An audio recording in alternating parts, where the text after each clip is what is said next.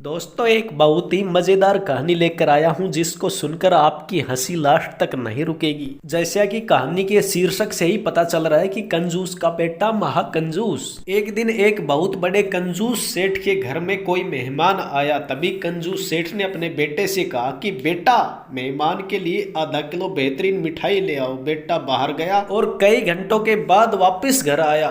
तब कंजूस सेठ ने पूछा कि बेटा मिठाई कहाँ है। तो बेटे ने कहना शुरू किया, अरे पिताजी, पहले मैं मिठाई की दुकान पर गया और हलवाई से बोला कि सबसे अच्छी मिठाई दे दो। हलवाई ने कहा कि बेटा मैं तुम्हें ऐसी मिठाई दूंगा बिल्कुल मक्खन जैसी। फिर मैंने सोचा क्यों ना मक्खन ही ले लूं। तभी मैं मक्खन लेने के लिए दुकान पर गया और दुकानदार से कहा कि सबसे बढ़िया मक्खन दे दो। तब दुकान वाला बोला कि ऐसा मक्खन दूंगा बिल्कुल शहद जैसा।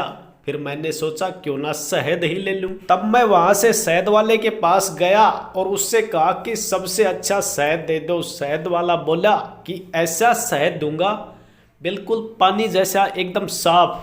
तो पिताजी फिर मैंने सोचा कि पानी तो अपने घर पर ही है, तो मैं खाली हाथ ही घर चला आया। कंजूस बहुत खुश हुआ और अपने बेटे को खूब शाबाशी दी। लेकिन तभी कंजूस सेठ के मन में एक ख्याल आया और अपने बेटे से पूछा कि बेटा तू इतनी दूर घूमकर आया है, तेरी चप्पल तो घिस गई होगी।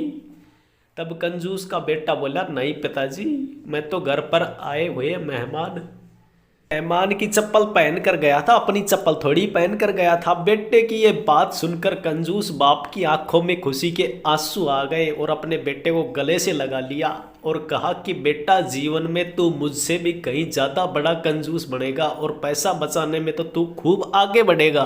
तो दोस्तों आपको ये छोटी सी कहानी कैसी लगी कमेंट में प्लीज़ ज़रूर बताएं और मेरी रोज़ ऐसी ही नई नई हंसी की कहानी सुनने के लिए प्लीज़ चैनल को नीचे लाल बटन दबाकर सब्सक्राइब कर लें। थैंक यू दोस्तों।